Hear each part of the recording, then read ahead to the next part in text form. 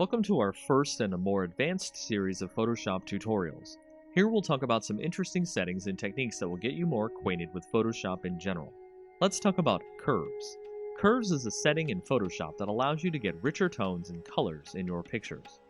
To start, we've opened up our usual coffee image here, and we'll click on the Image drop-down, then Adjustments, then Curves.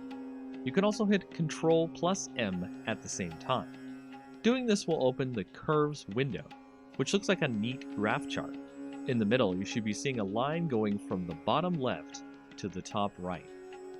If you want to apply a quick preset which will set the settings for you, you can click the drop-down and change from the default to other settings in the list. Setting the color preset to color negative changes some things here, which we'll explain. As you can see, the individual values on the chart have changed. The original black line is still the same, but each individual color has changed. This is a permanent way to change the values of the image, but if we wanted to make it something a little less permanent and tweak the settings as we edit our image, we can make a new layer by going to Layer, New Adjustment Layer, and then Curves. This will allow us to have our own layer that we can edit the properties of in the Properties window. So over here in our Properties window, you can see that we can edit our curves just like the image edit we were doing before, but it is not permanent as we can hide or unhide the layer using the I button next to the layer. So the main thing to take away from curves is reading the histogram and placing points. We can place points on the histogram so we can change the color changes anywhere in the image, based on the dark spots or the lighter spots of the image. As you can see on our image, the shadows and highlights of our image aren't very great, so we can edit our colors without much interference. So if we put one point in the middle, one point on the end, and one point on the beginning, we can change the colors and alter them in subtle or more advanced ways. Curves help out many Photoshop users with images that have bad contrast or bad lighting. Use curves next time you have an image that needs tweaking. It's one of the most powerful tools in Photoshop's arsenal. Welcome to our second tutorial in our advanced line of Photoshop tutorials. This time we'll talk about some features that are similar to curves, but do things in a more individual way. Brightness, contrast, and exposure. Just like before, we'll start out with our image available. As before, we could alter the image from the Image drop-down and brightness and contrast under the Adjustments, but we'll create a new layer using Layer, New Adjustment Layer, then Brightness and Contrast. That way we can adjust without permanently changing the image. Once in the adjustment layer, we can see that we have a brightness slider and a contrast slider. Tweak your image using these settings. Left is less brightness, making it darker. Right is more, making it lighter. Negative contrast washes out the colors, while positive contrast makes the colors stand out more, but it can make the shadows too dark. Next, we'll add an exposure layer. Go to Layer, New Adjustment Layer, then Exposure Layer. Doing this, you can see we have more sliders here. The exposure slider going from negative to positive can darken and lighten the image much like the previous layers. Offset itself changes the absolute light and darkness in the image, so treat that option with care. Gamma correction allows you to add and subtract gamma, general lighting, to the entire image. It starts out at 1, and going left adds more gamma, while going right subtracts gamma. Using all these options allows you to tweak the image as you see fit, so you can make best use of lighting to get the image you want right for your projects. Welcome to the third advanced tutorial in our Photoshop series. We'll be talking about the hue and saturation layer, which works similar to our other layer and adjustment tutorials. Here I have my own image open from before. To set up a hue and saturation layer, just like before, we'll go to Layer, New Adjustment Layer, then put a new hue and saturation layer down on top of the original image. So with hue and saturation, we can see that we can adjust the layer's color's hue. The saturation, how deep the colors are, or how light they are, to grayscale, or lightness, how dark or light in general the image is. In an image, you can make the colors much more vibrant by sliding the saturation more to the right than usual. Here we can see our copy image stand out much more visually. And if we change the hue towards more of a red spectrum, we can get the copy image to be very strong in color indeed. Use the lightness slider to make sure that things aren't too bright, as extremely vibrant color can be akin to looking into the sun for some viewers of your images. That's all for this tutorial, as you can change images you see fit to make them pop.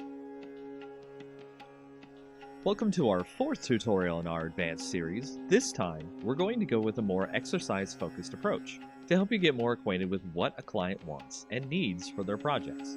Today's exercise: creating web banner ads for a client. There are many sizes that a client needs for their projects, and when doing web banner ads, you may need to do all or some of them. We'll go over the industry standards so that way you can make the banners needed for your projects. The first size we'll go over is the large leaderboard. It's 970 by 90 pixels. To start, we'll create a new image, and then we'll set the width to 970 and the height to 90. That'll give us the dimensions of the image that we want. We'll create a simple white background here. Then apply a quick text ad. Make sure your text is in black so it shows up on the background. Write 10 apples for $3.99. To center the text on the banner, go to Select, select All, then hit the Center Layer option just below the main menu here. From there, add an image of an apple.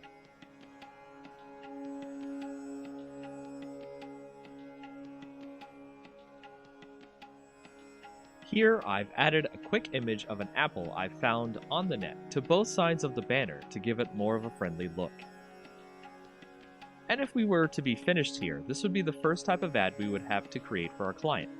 Next, let's create a half-page ad, which is a 300 pixel by 600 pixel version. First, save our image as a PSD.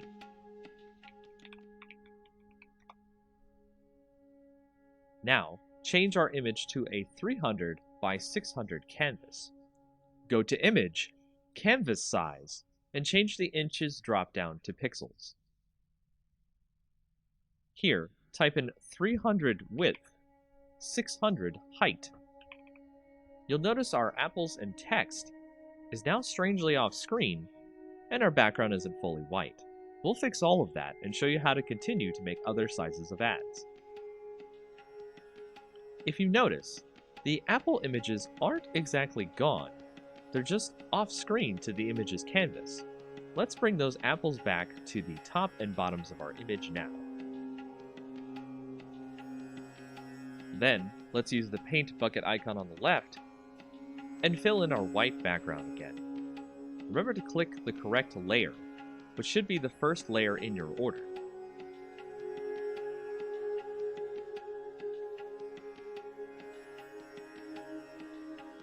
If it helps, name your layers so that you can remember which is which. Now that we have our white background again, what about our text? For that, let us change the spacing by pressing Enter on certain parts of the text. Here at Apples should do it. Move the text onto the canvas.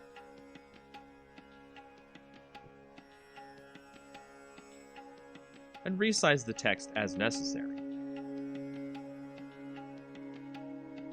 For vertical text, I like to use centered text under the Paragraph tab of the font properties for a more pleasing aesthetic. And there you have it. We have a new ad that can save as a separate PNG or JPEG from our original Apple ad. From here, we can create all the rest of the industry standard ad sizes: 160 by 600, 120 by 600, 336 by 280, 300 by 250, 728 by 90, 468 by 60, 200 by 200, and 250 by 250. See if you can make Apple ads for each one of them. For our next project design tutorial, we'll work on creating some great YouTube channel art for yourself or for any clients using Photoshop. Let's get started with the correct size for YouTube channel art. Open a new file, and then set the width to 2560 and the height to 1440. As you start off here, you can see there's a lot of space for you to create some good channel art. What I recommend here is starting out with the theme of your channel or your clients. Is it a science channel? Is it a space theme? You'll need a good background here to show off the tone and mood of the channel in question.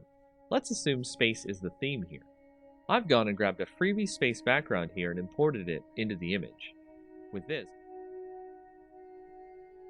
this, we can have a nice canvas of art to build the YouTube's mood and image from. Our imaginary space YouTube is called Deep Cosmos. So let's create a great text effect to show off the name of the channel. First, create your text. Make it large enough to be visible.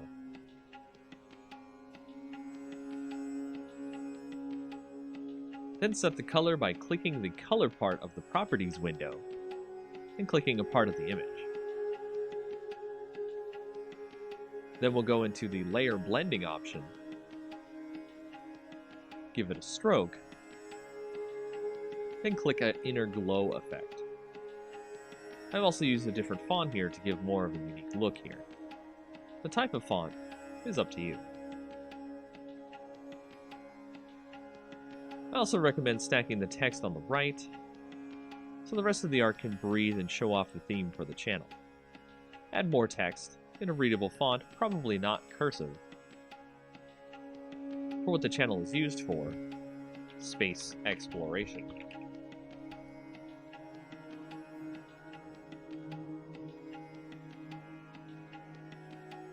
Any extra social media links. I'd not use any more than 2 fonts on your images as well, as it is a design error to use too many different fonts. And this will create a very basic YouTube channel art that will evoke a great wonder about what the channel is based around, and draw viewers in with its great visual design. In our next project design tutorial, we'll go over how to make a Facebook ad. Facebook ads are similar to the industry standard ad designs, so we'll go over the basics really quick and then design an ad in a standard size. Single ads are the easiest type to do, as the other options Facebook gives you for ads are multiple image ads, video ads, and a few more. As before, we want to open a new image with the correct size. The standard Facebook ad size is 1200 pixels by 618 pixels. Let's open an image with this size now. From here, we'll create an image that really pops for our audience. Let's say we're creating an image for a seafood company. Let's go grab an image of some great lobster dinner. On top of that, you want to make the image have something that stands out for your audience. So adding some text that implies the dinner is irreplaceable or you can't find it anywhere else is to create that type of rarity that clients want their products to have. This is not necessarily true of every ad you make, but a nice quip or message about the product you're advertising will help with the ad. We'll add that in, and then we'll touch up the image by adding a quick inner glow filter, and adding more of a vignette look by adding a dark glow, but only around the inside edges of the image. After that, you're done and ready to continue making more ads for Facebook pages. These are the ads you typically will see in Facebook feeds.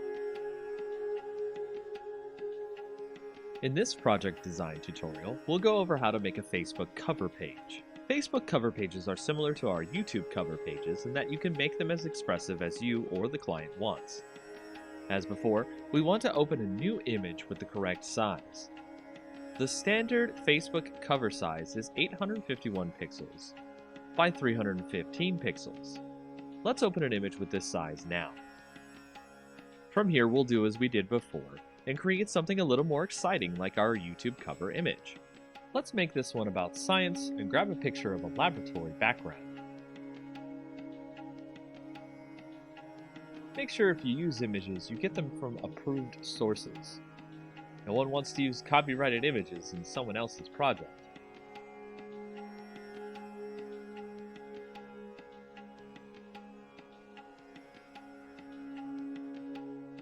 Here we'll add some text, as well as maybe some other social media URLs in our image to give the impression that the page is outside of Facebook as well.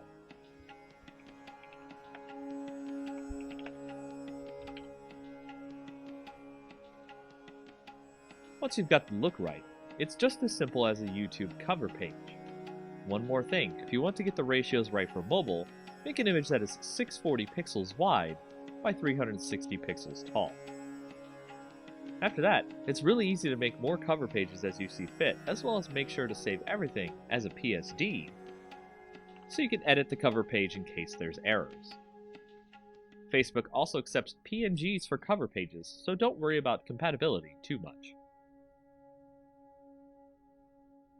One of the best ways to make a stunning image that allows the viewer to get the message and the image tied together in a beautiful way are quote images. These are the type of images that you see with words overlaid or cut out of the image to make it look more like art than just text on an image. To show you how to create this image that I have here, let's start with a generic background so we can make something stand out. I went and I found a picture of a pile of leaves. This will be our base that we'll use to create the image. The words that we create will go into the leaves to look like they're coming out of the leaves. To start, I'll write the words life. It's never too late to jump in over the leaves itself. Doing so creates the usual text over image effect, which is fine on its own, but we want to make the words look as if they're underneath the leaves or coming out of the leaves. To do this, let's create another background layer copy on top of the text. And we can drag the opacity down enough so that we can see the words behind it. Doing this will allow us to see what leaves overlap onto the letters, and we'll begin extracting the letters using the Quick Selection tool. We'll do this so it has some of the leaves on top to make the letters look good and buried. This is the most time-consuming process of this effect, as again, you want to make it look like the leaves are laying on top, so take your time to get the leaves to look good. Next, you'll want to create a layer mask after you've selected your leaves on your background layer copy. Click the new Layer Mask button.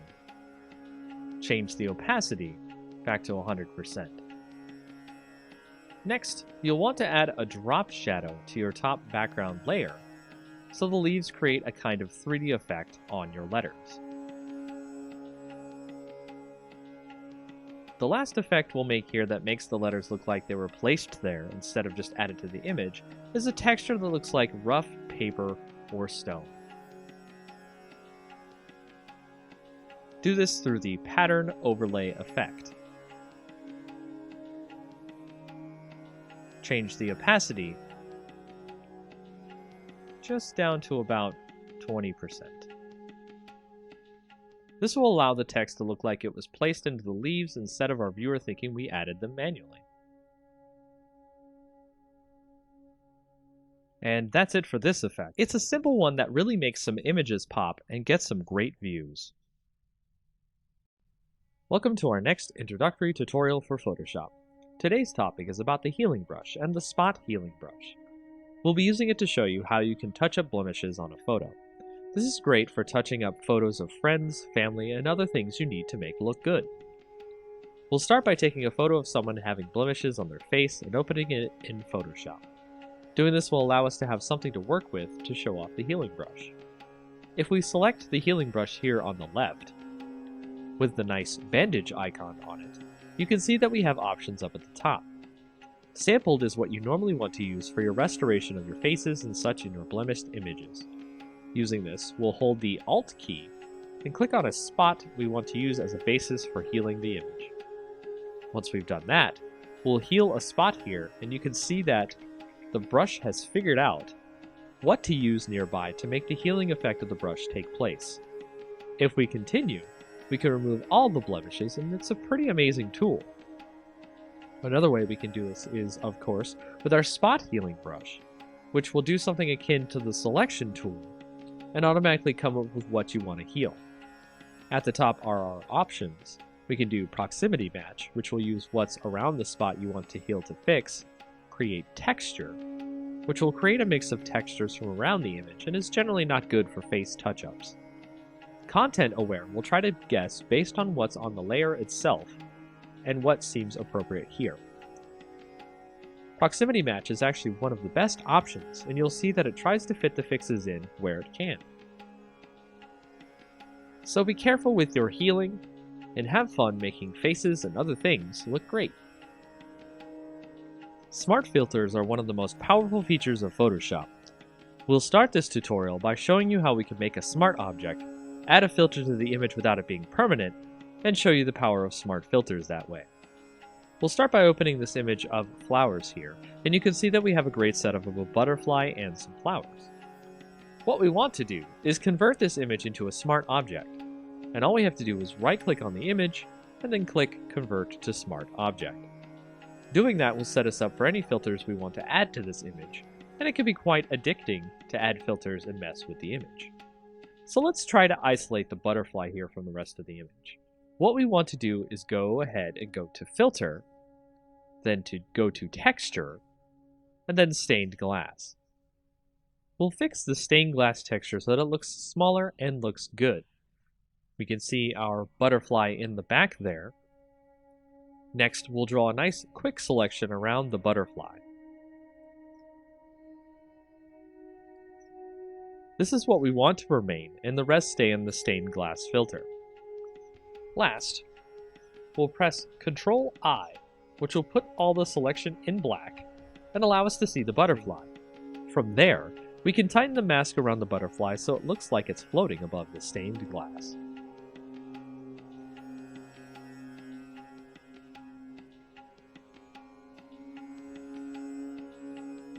And that's just the basics with what you can do with smart filters.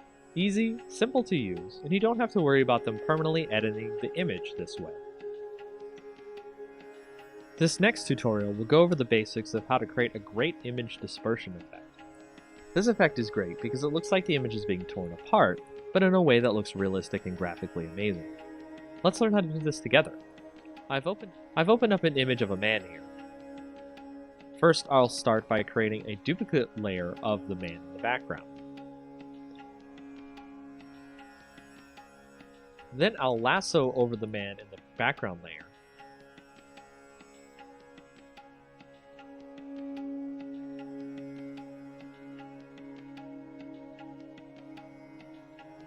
Right-click, and then do Fill. Make sure it's set to Content Aware, and it will let you fill in the background over the original man in the picture.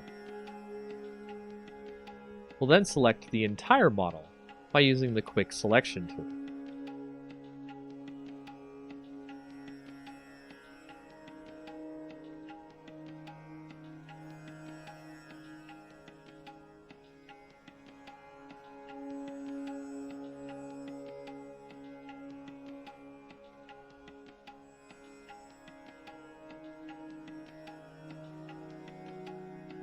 From here, depending on your Photoshop client, you can use Refine Edge or Select and Mask and give more of a refined edge to the hair on the model, so we can pick up individual hairs and outlines. Before clicking OK on the Refine Edge, let's output the selection to a layer mask.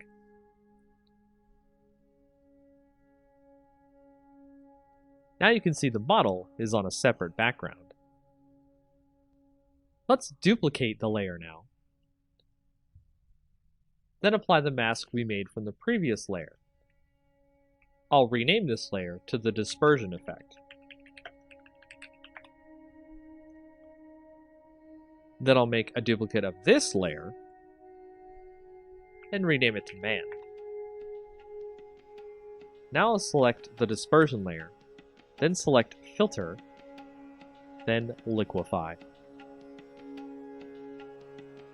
Next, I'll warp the model using the Forward Warp tool so we can make sure we can have a nice canvas for our effect later. This will determine the size of the dispersion effect. Take your time with the liquefy, then when you think you're done, hit OK. Now we'll make another mask, which we'll do by hitting Alt before clicking the new mask button, the little circle in a rectangle, so we fill the mask with black. This way, our dispersion effect is hidden until we need it. Before we continue, make the original background layer with our picture of our man hidden, so we can edit effects in. Now on our layer called Man, we'll make a new mask with no black filled in, so just click the new mask button without holding any keys down. Once we've done that, make sure you're on the Man layer's mask. Make sure your brush is set to black for the foreground color. Select the brush tool, then select a brush that will give a great dispersion effect. There are brushes out there for free you can download that will give you the effect desired, so look for them. We'll edit the image to give a bit of a destroyed look. Then we'll switch to the dispersion layer and its mask as well. Switch the color to white, and start masking in, uncovering the warped layer we did earlier. This will give you the effect of a dispersion going onto the image and looks really great. Experiment with this feature. It will allow you to create some really interesting images. Welcome back to our next tutorial in Photoshop, where we'll go over how to do a double exposure effect. A double exposure effect is how we'll blend two images together to make an interesting art project pop. Perhaps your client or project will want you to create some striking images here, and doing so through Photoshop, you will definitely wow the viewer of this image. Starting out, let's pick two images that we want to blend together. Here I'll blend an image of a beach ball with an orange. The idea of playing volleyball with a giant orange is pretty hilarious, don't you think? To start blending these two images together, I'll take the image of the orange, use the Quick Selection tool, and select the whole orange. Once I'll do that, I'll copy the orange selection into the image of the volleyball. As you can see here, the orange is way too large to be able to be blended with the volleyball. I'll need to scale the orange down to size. To do this, we'll need to make a copy of the volleyball layer to start off with. Drag the layer and make sure it's the top layer over the orange. Set the opacity to about 50%. Then we'll shrink the orange to about the same size of the volleyball. Do this by clicking the link icon up near the width and height. This way, with the opacity, we can see exactly what size we need the orange at.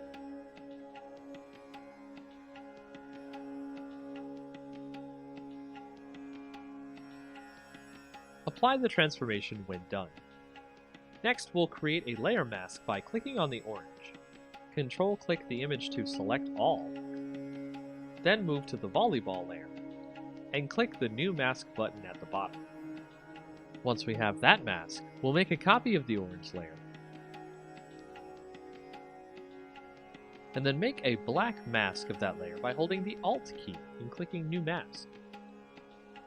Using the Quick Selection tool, we can select the parts of the volleyball we want to erase.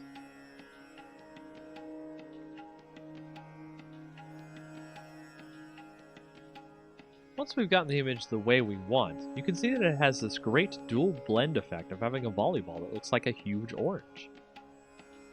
Make sure to leave on the background for the largest effect of showing off the volleyball orange in the scene. Now you know how to use layer masks to blend two images together. Welcome to the next tutorial in our Photoshop series.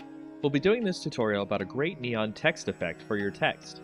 It's a simple effect that will make it really fun to add text to your images of brick walls, or nighttime building photos, and more. First, we'll start out with a brick wall image. Any brick wall image will do, as we will put our text over it and make it glow. Let's add some text now to the image and write neon, probably in a cursive font of some kind. Make sure the font size is large enough to fit into the middle of the image. Next, we'll add a hue and saturation layer to the image, so select the background layer, then go to Layer, click New Adjustment Layer, and then Hue and Saturation. Set the saturation to pretty low, and the lightness as well, but not too dark. We want it to be bright enough that we can see the brick wall. Next, create a new layer which we'll call Clouds. You could do this, of course, by clicking the New Layer button at the bottom, which looks like a new page. Here we'll add clouds to the layer by clicking Filter, then Render, then Clouds. Create a black layer mask on that cloud layer by Alt-clicking the New Layer Mask button. Make sure your clouds layer is set to divide on the layer mode here. Let's use our brush tool here to uncover some clouds. Set the foreground color to white. Make sure the layer mask is selected. And set the opacity of our brush to about 50%. Make sure your brush hardness is also 0% as well. Once that's done, uncover some clouds behind the neon word.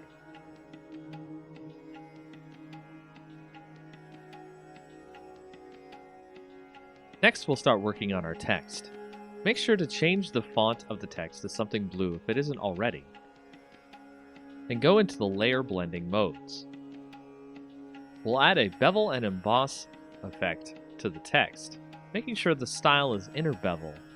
The technique is smooth.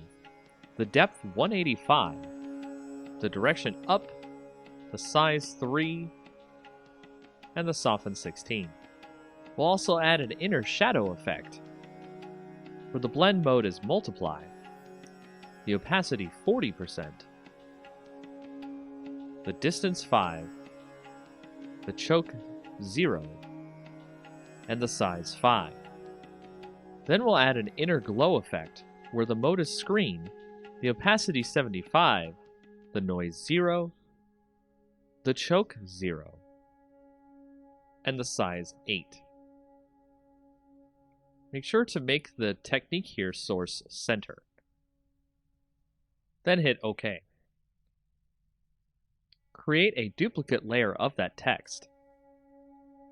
Put it below the top layer of text, then convert it to a smart object. Add a Gaussian filter using the Filter dropdown, Blur, then Gaussian Blur. Set the radius to about 11 pixels. Now we'll create the wire that the neon sign is connected to the wall by creating a new layer above the clouds layer. Set your brush first to one with a full hardness, and about 13 pixels in width. Use the pen tool here on the layer, and click and drag out a line across the layers here in a curvy wave. Right-click on the line, and click Stroke Path. Make sure the Simulate Pressure option is turned on. Right-click the path, then click Delete Path. We'll add a blending layer effect to the line, bevel and emboss. Make sure that the depth is 245, size 0, and soften 3. Lastly, we'll add a more soft blue glow to the clouds in another layer. Add another layer on top of this layer, then switch to a soft brush with no hardness. Put the size close to the size of our letters. Set the opacity to about 63%. Brush in some blue. Set the layer blending to soft light. And there you have it. Our neon sign is complete. Welcome to our next Photoshop tutorial. This time we'll be doing a great fire text effect. This can create a great illusion of text that looks like it's either made of fire or on fire. We've already started with a great fire effect image we'll use later in the tutorial. We'll proceed by opening a new file, making the height 1280 and the width 720. Change the background to black by using the Paint Bucket tool. And make sure the foreground color is black. Use the Text tool next. And a great tall font. I'll type the word fire here so we can see the effect on it later. Let's go to the blending options on our layer and add an outer glow. Change the color in the box here to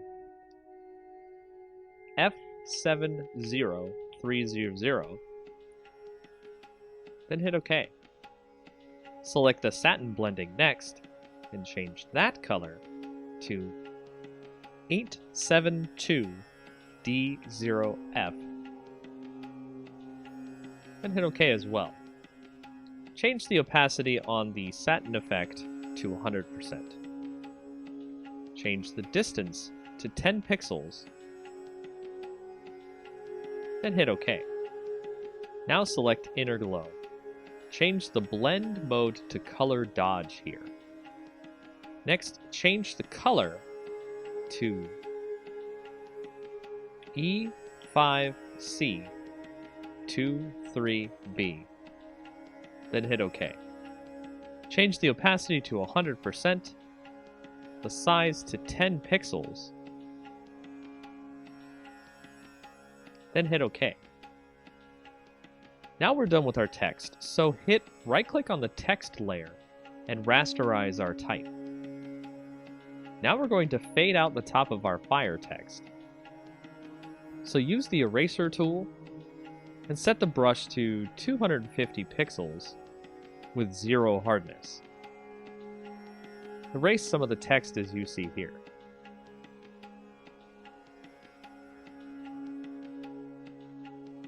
Now we'll go up to Filter, Distort, then Zigzag. Set the amount to 4, and the ridges to 4. Make sure the style is set to Pond Ripples, and hit OK. Now we'll select our fire image we've opened, and copy that into our text image we're working on. Position the fire image over our text, then we'll switch over to the Channels tab here next to our layers. Hold Ctrl and click the green layer to load a selection of the areas of fire in our image. Head back to the Layers tab, then press Ctrl J to make a copy of the selection we got from the Channels tab. Delete our original fire layer. Here I'll rename the layer Fire Main to stay organized.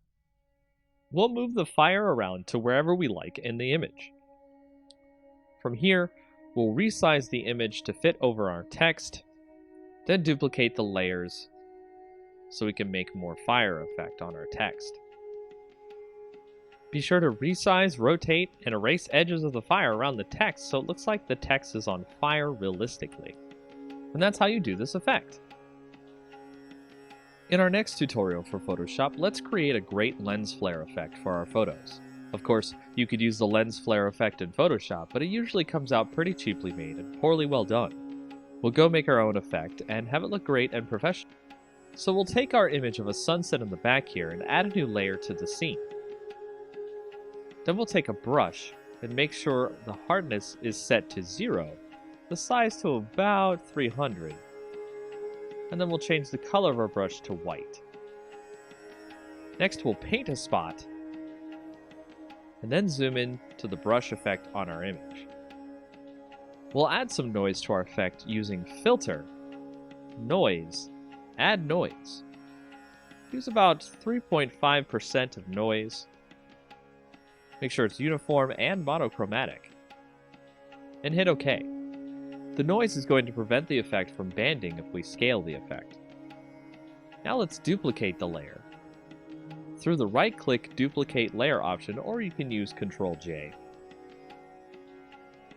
We'll name the new layer White, and the old layer Orange.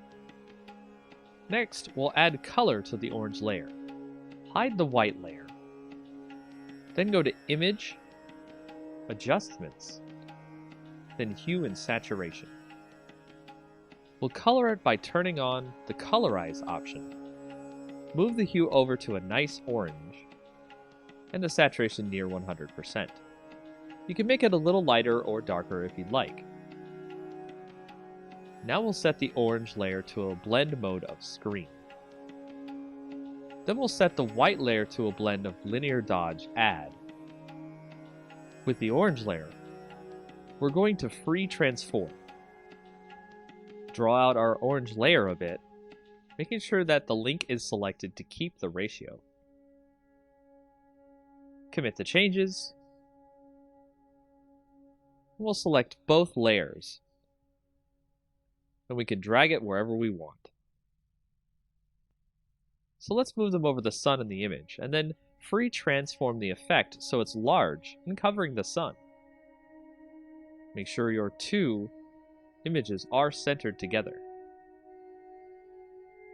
Now we have our lens flare effect. If you want to make sure that you don't want to wash out the color in the image, go to the orange layer, set it to screen, and then the white layer to linear dodge add.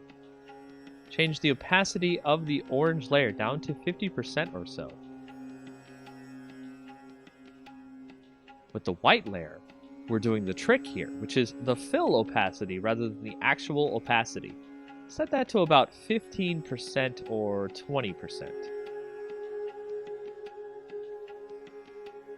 You can play with the opacity and fill layer here, and also do some transforming and stretching the lens flare effect to hit more parts of the photo.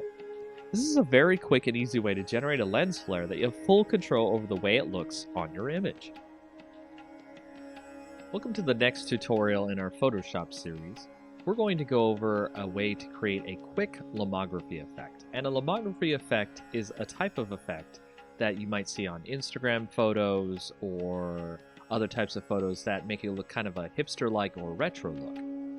Now, it's very easy to create this look. It's actually extremely fast to create this look in Photoshop.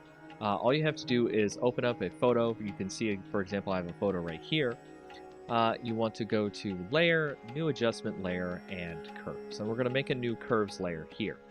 Now, I'm going to make the Curves layer called the lomography effect, which we'll go ahead and type that in. And you can see we've got a nice little layer that goes over our background. It also has its own layer, so that way we won't have to worry about making the effect on the image and not having it affect the image permanently. So the way we start this effect is we go through and check out the curves. So we've got the histogram here, and we want to start out by actually putting a point here and dragging it down a little bit, which you see will actually drag down some of the shadows in the image. And then you want to put a little point up here and drag that one up, which will actually drag in some more light into the image.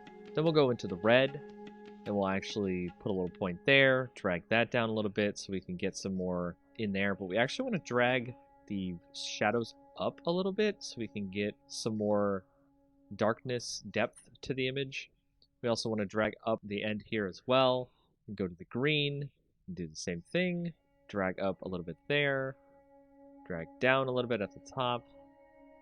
And then when we get to the blue, we'll actually do this a little bit different. I actually want to drag up on the previous one, and we actually want to drag down at the top here, which will actually add a lot of different blues to the image there.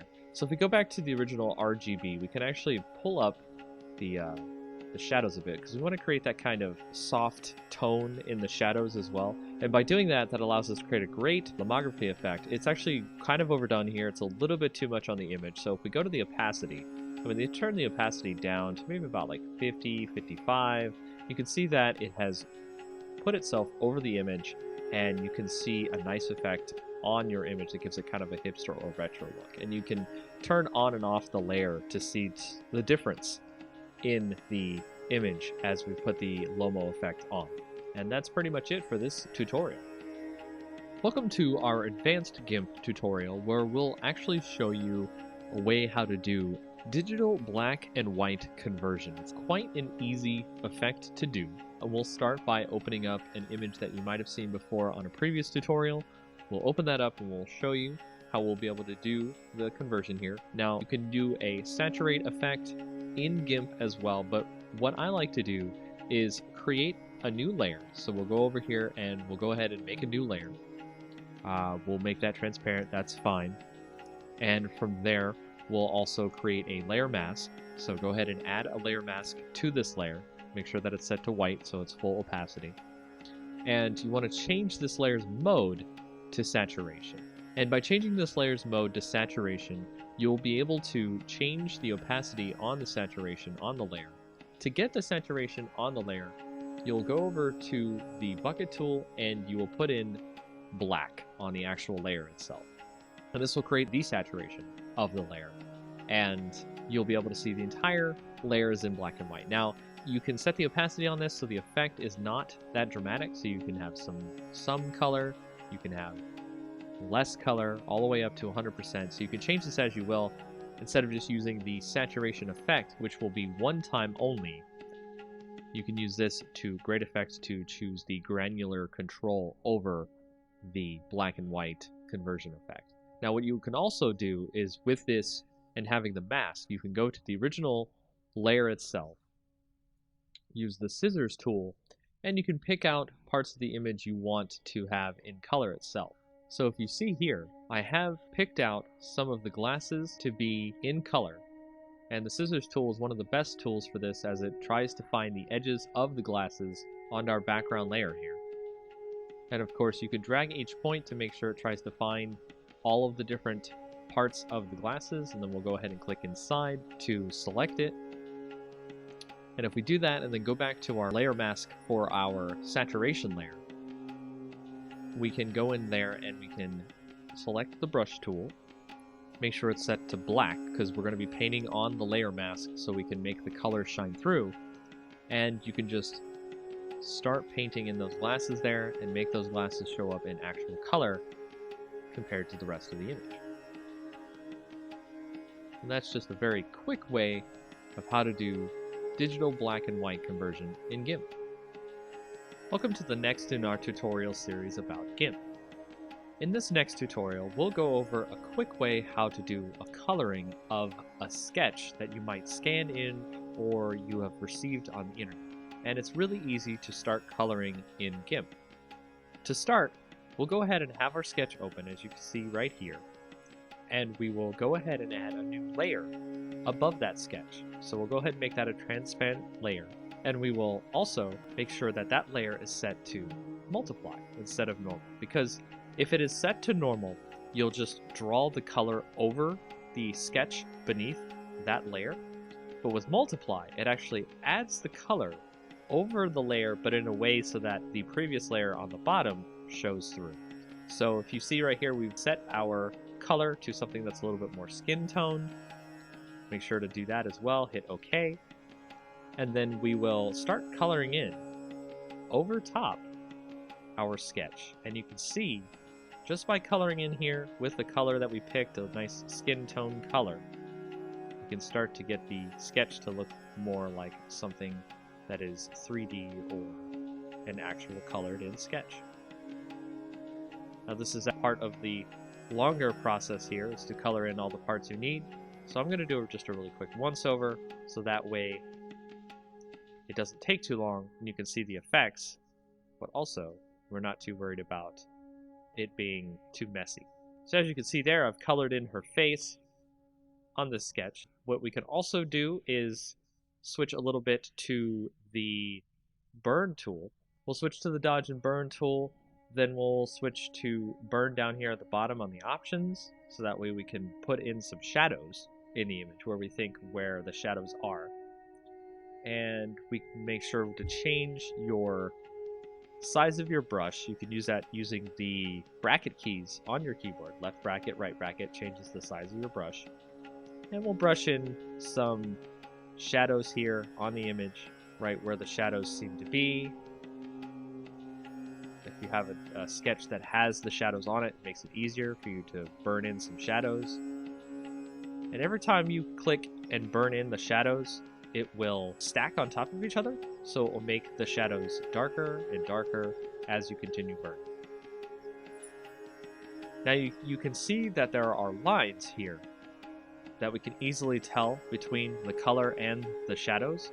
So from there, we can do a little bit of smudging, and smudging allows us to mix the colors together so that way they are not just lines on the picture. So we'll actually turn down the rate here of the smudging so that way it's not too obvious, and we'll start doing a little bit of smudging on the image here. You can make the lines turn into actual colors instead of very apparent as lines. And that is a very quick and easy way to get started with coloring in GIMP. Welcome to the next in our tutorials about GIMP. In this advanced tutorial, we'll show you how to do some tone mapping on the images that you might need to get some extra color or some extra different shadows and cool things that you would like to get on your photos. Starting out, what we'll do is take a picture right here. I've got a picture of a good night scene. We'll go ahead and start, so we'll create a duplicate layer of the night scene. And what we need to do is create a special enhancement filter called Advanced Tone Mapping. Now, this doesn't normally come with GIMP, so I recommend that you go find a plugin for Advanced Tone Mapping. It's very easy to find on the internet. GIMP itself has a repository of plugins that you're able to find Advanced Tone Mapping.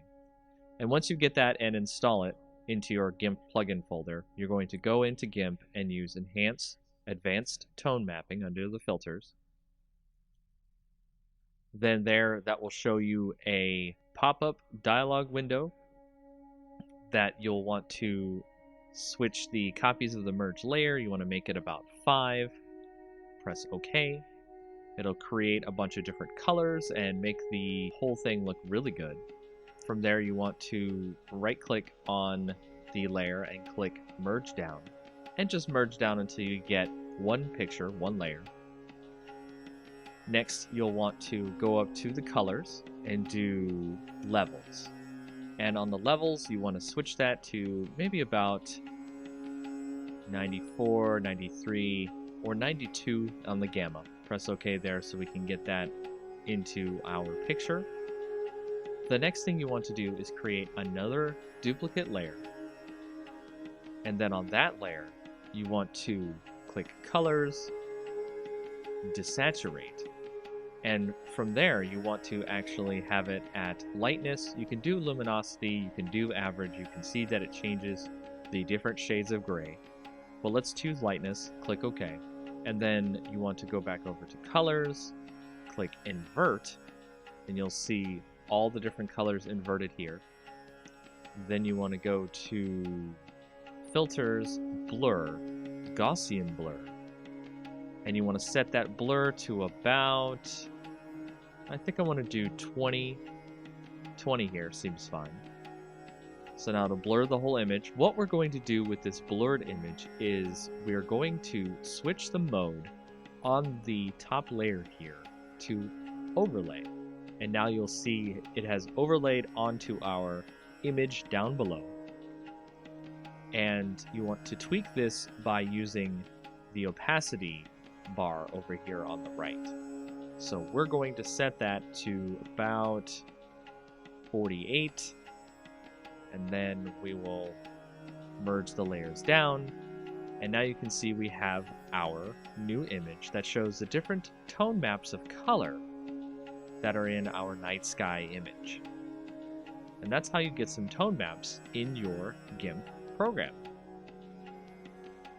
Welcome to the next in our advanced tutorial series in GIMP. In this tutorial, we'll show you how to remove noise from photos where the pictures have been taken that have a lot of noise in them. And here you'll see we have started with a picture that has a bunch of noise in it, and we're going to remove the noise, and we can do this in many different ways, including going to the filter option, blur. We can do a regular blur, or we can do a Gaussian blur. And a lot of people like to use these blurs to get rid of the noise in the image. However, there is a better tool to get rid of the noise in images. It is an extra GIMP plugin that you can go find. Once you download that and put it into your GIMP program, you'll see it under your Enhance Filter options. and it's called Wavelet Denoise. And Wavelet Denoise will allow you to bring up this dialog box that produces a better algorithm to remove the noise from your images. And when you go into it, you can see a preview of the image and the noise that will get reduced. So you can move around and find where most of the noise is coming from. And then you can go down to the thresholds and you can turn up the amount of noise being removed from the image. And you can decide whether or not you want to have more or less detail left in the image. And you can also change how much detail can be conserved when you start applying the denoise filter to the image. And then you hit OK, and you can see that it has reduced a lot of the noise in the image, and you can tweak this as you like. And there are many other different ways you can do this, but this is probably one of the best ways to remove noise from an image to make it look a little bit better to your clients or to any projects you might have in the future. And that is a quick way of how to remove extra kinds of film grain or noise in your images in GIMP. Welcome to the next tutorial in our Advanced GIMP tutorial series. This tutorial will show you about how to use luminosity masks to help you with your photos, so that way you can reduce some of the saturation in the colors of your photos, or just in general have better control over what you see inside of your photos. To start off, we have an image open here, which we're going to use luminosity masks to remove some of the saturation in the photo so we can see more of the mountain behind. So if you go over to the left, you can see we are normally on our layers section here, and we want to create a copy of our original layer, so duplicate layer. And then we want to go over to channels, and you can see what we're going to do here is select our red channel from the rest of our channels here. We want to select all on our image. I'm going to drag the red channel down to the copy down here, and then we will start by creating this one as the L for light, because we're going to save the highlights of the image and we're going to save the shadows of the image.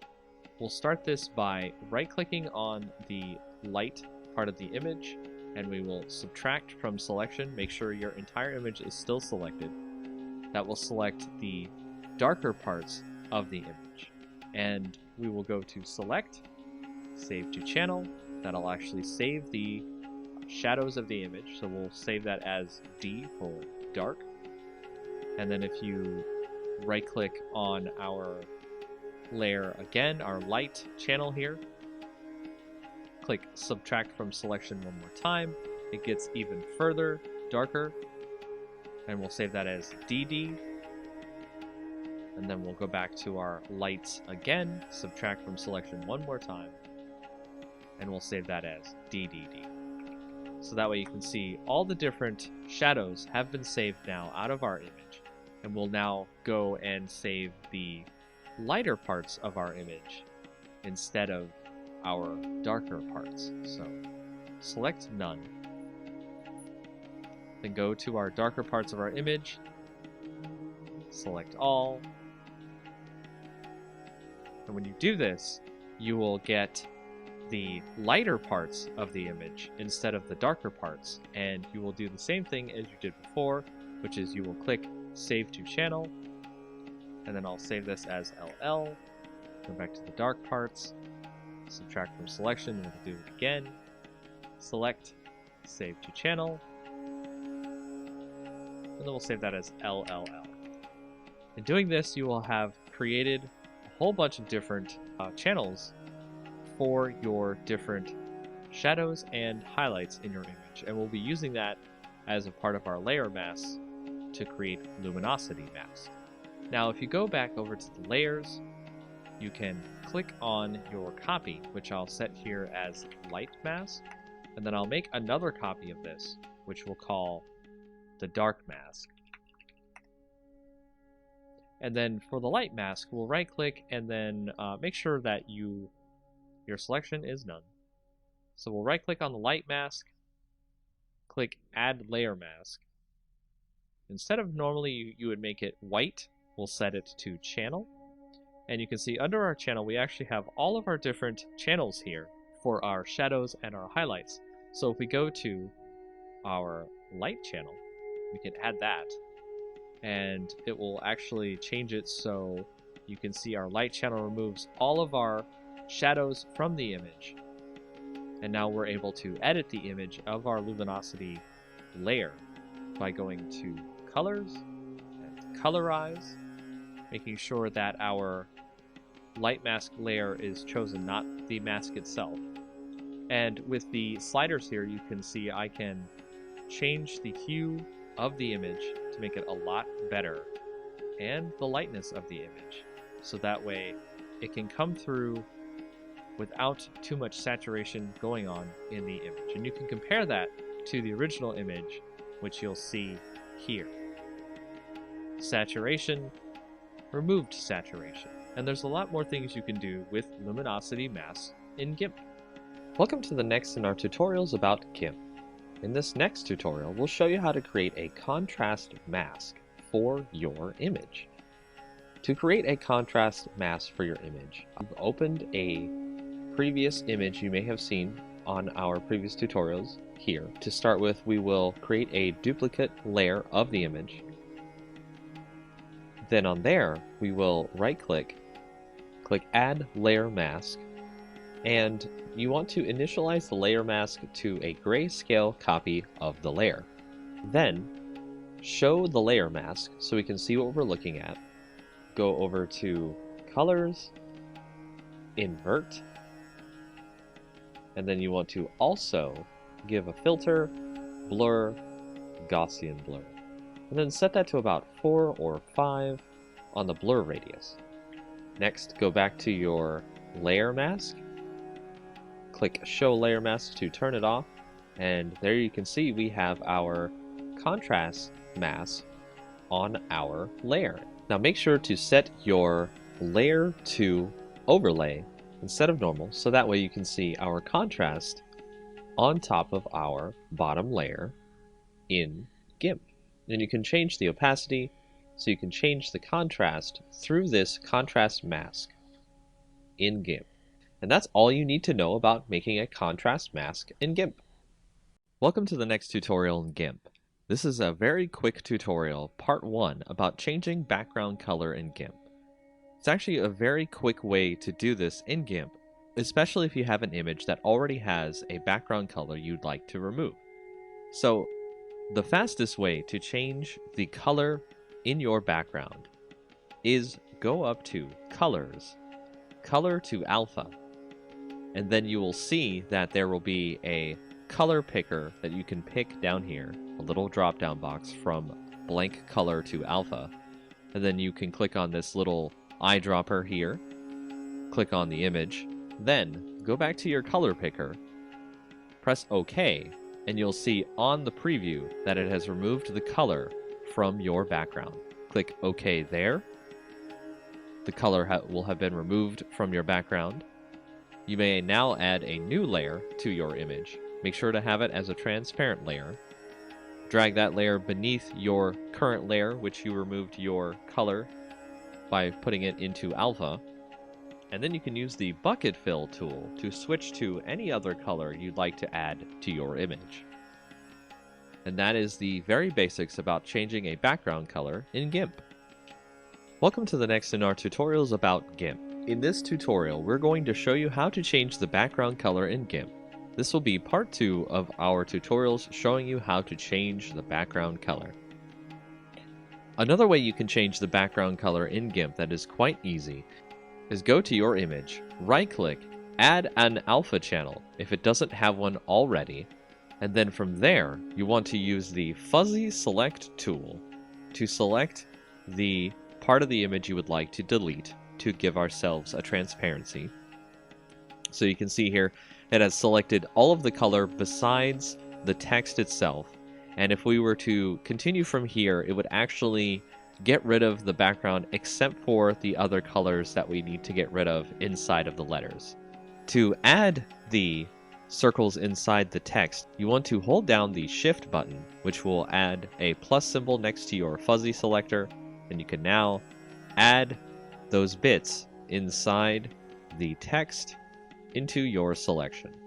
And doing so will allow you to delete all the parts of the image you want to get your alpha channel. So once you're finished there, just hit delete on your keyboard, and you'll see the background is now fully removed.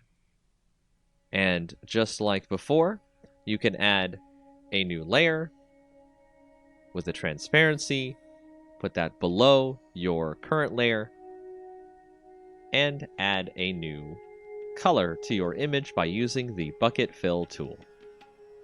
And that's another way about changing background color in GIMP. In our next tutorial in GIMP, we're going to show you what some of the blur filters can do to our images and add extra cool effects that might not be available elsewhere. We'll start by using our blur, Gaussian blur, motion blur, and pixelize blur filters, and that way you can see all the neat types of things you can do with your image. As you can see, we started with a bunch of duplicate layers of our original image and renamed them to blur, Gaussian blur, motion blur, and pixelize. From there we can select our blur layer, turn that visibility on, and then go up to the filters, blur, and then blur. And it'll add a subtle blur effect to the image. You can see it on here. It's now much different from the original image. The details have been lost. And then we'll go up to our Gaussian blur, turn that visibility on, go to filters, blur, Gaussian blur, and we'll turn the blur radius to about 11 seems fine. That's our Gaussian blur. And then we'll go to motion blur, turn that one on. Go to filters, blur, motion blur. We're going to make it a zoom, maybe about the center of the image here. The length of the zoom we'll put about 28, and it'll take a little bit longer to do this effect if your image is large. So now you can see that there is a kind of rush to get to the mountain look to the image. It's really cool. Then we'll go to our pixelize layer. Go to there, go to filter, blur, pixelize, and it'll create a kind of chunky pixel look to the image, so it'll actually kind of blur it out in something that's kind of like if you censor an image or protect someone's face or anything like that, you might see somebody has done something like this. So we'll set the pixel width to 7 and the pixel height to 7, and that is the pixelized blur on our image. So if we want to go back to regular blur, let's remove all the different visibilities of the other image. And we can change the opacity on this blur, so we can change how much of the blur obscures the image, which is okay. If we go to Gaussian blur, we can do this with our opacity in such a way where we create kind of a hazy look to the image. You can see it looks like it's in some sort of a dream. Then to motion blur, if you wanted to change the opacity on there, it creates more of a kind of like ray-like effect coming out from the image itself. So you can dial that in as much as you want or as you like. Then if we go to pixelize, we can do the same thing where we can turn the opacity up or down on that, but it just changes whether or not the blocks show up. What we can do here is we can select part of the image and we can create kind of a border in the image. And to do that, we've selected a spot in the image. And then you'll want to go to the pixelize layer, add a layer mask, make it the selection that we've just put onto our layer, but invert the mask because we want a border on the inside and not just the inside of the selection as our pixelized blur. And then click add, and you can see now on the edges of the image, if you right click, select none, you can see on the edges of the image there's a nice pixelized border. And that's an intro to some of the different blur filters in GIMP. Welcome back to our tutorials in GIMP.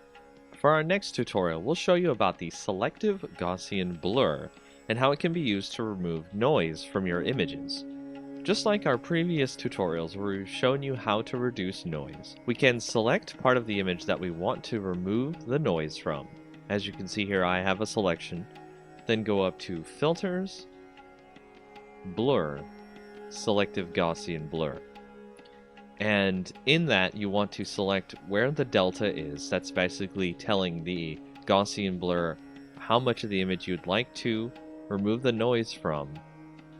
and set the blur radius so that way it can come out looking good. As we hit OK here, you can see that it has removed a lot of the noise from the image by getting rid of the noise through the blur. And that's just a quick way to show you how to do selective Gaussian blur in GIMP. Welcome to our next tutorial in GIMP. We'll go over more tools that have been used in GIMP to create different effects in your image. The tools we'll go over for this part of our tutorial will include the clone tool, the healing tool, the perspective clone tool, the blur and sharpen tool, the smudge tool, and the dodge and burn tool. Starting out with the clone tool, if you go to our image that you see here, it will not let you do anything with the brush until you hold down Control, click a source on the image, and then it'll use that source when you decide to paint on your image, thus duplicating the image as you paint over it. The next tool, the healing tool, allows you to heal parts of the image much like in Photoshop when you want to fix parts of your image that have blemishes on them or other various problems. Much like the clone tool, you have to set a part of the image that you would like to use as the basis for healing the rest of the image. And as we start moving through our image, it'll try to heal the image based on what's around it, as opposed to the previous clone part where it just copied whatever it was using the source as.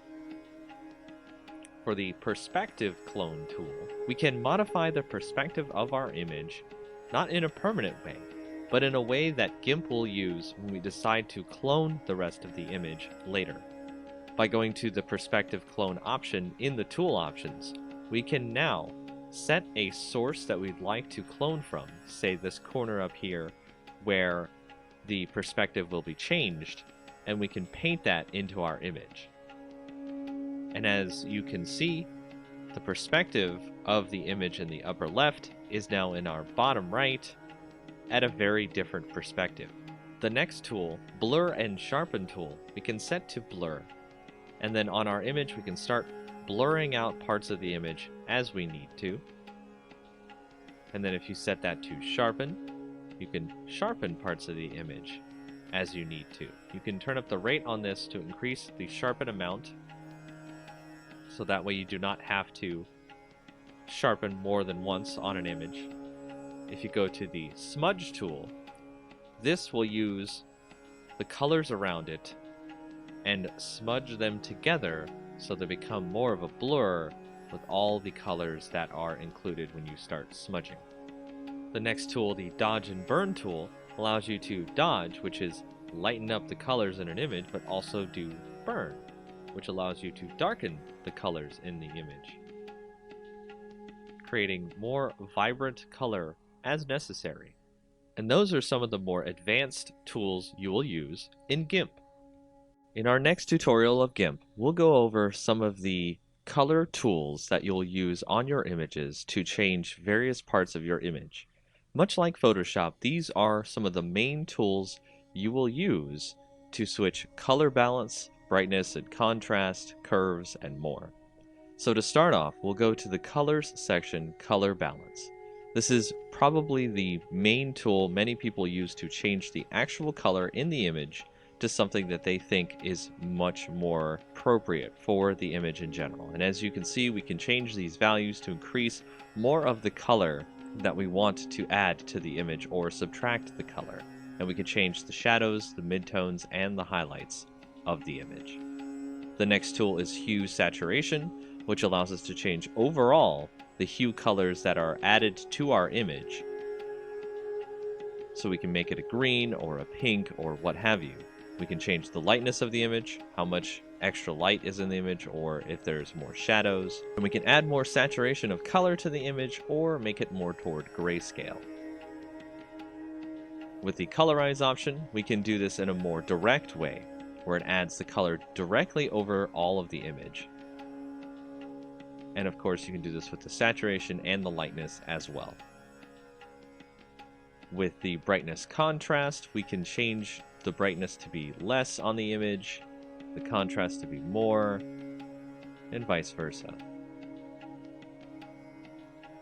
With the threshold, we can change what the image sees in terms of darkness or light. And for this, I would recommend using a layer mask so you can have something to blend over the image itself instead of leaving this as its own layer. With levels, we can go in and change the gamma on the image so we can reduce the gamma, make it darker, or add more gamma to make it lighter. With the curves, this is much like Photoshop where you have a histogram and you can set the points on the curves to drag down the shadows, increase the highlights, and change the way the image looks on a very granular basis. If you go to posterize, it creates an image that reduces its colors into various channels of colors. You don't see many colors if you go lower on the posterize level. That looks like it was created in older graphics editors. If you go to desaturate, we've been using this in a lot of our previous tutorials where we can desaturate by removing the colors from the image, and we can choose based on the luminosity, the average, or the lightness in the image. And that is just a quick overview of all the different color tools you could use in GIMP. Welcome to our next tutorial in GIMP. In this tutorial, we'll show you how to use the Paths tool inside of GIMP. So go over and click your Paths tool here, and on the left in the tool options, you will see that you have the Design mode, the Edit mode, and the Move mode. The Design mode allows you to create points on your image that will create a path. To connect the paths together so that way you create a completed path, go to Edit once you are finished clicking on the last point for your path, and then click on the starting point of your path. That will complete your path. From there, you can move the path if you need to, and you can start doing a selection from the path or stroke the path if you need to. As a solid color pattern, you can set the pixels of the line, and so on. Another mode you can do with paths is you can create a new path where you can create a curvature to your path. And this allows people to create some very interesting and unique paths. To create this path, you must make sure that you have the polygonal option turned off. And that's a very basic way to use paths in GIMP. Welcome to our next tutorial in GIMP. Now, in our previous tutorials of GIMP, you may have asked yourself, how do I install those scripts, plugins, and brushes that I see on the internet for GIMP? For example, we actually had a filter earlier that we used called the Advanced Tone Mapping, and we actually had to install that into our GIMP plugins folder, and the wavelet denoise we also had to install. So how do you do that? Well, once you find the plugin of your choice, for example, when we had to get wavelet denoise, you can go into your folders for GIMP, usually under Program Files, GIMP 2, and then you'll see the different folders you have for GIMP. If you go into the lib folder, then go into GIMP, then go to 2.0 or whatever the version is, you will find the plugins folder. And this is the folder you will want to bring any plugins that are exe files that GIMP uses as extra plugins for its program. As you can see here, the wavelet denoise program is where we put that plugin. For other different things you want to put in your GIMP program, you go to the Share folder, the GIMP folder inside there, the version folder inside there, and then you can see that there are brushes folders, scripts folders, and various other folders you can bring extra things into GIMP to use for your projects. So if you have a script, for example, the Advanced Tone Mapping script, this is where it goes inside your GIMP program. And once you put those files into the correct folders you need to put them in, all you have to do is restart your GIMP, and you are ready to use your scripts, plugins, and brushes.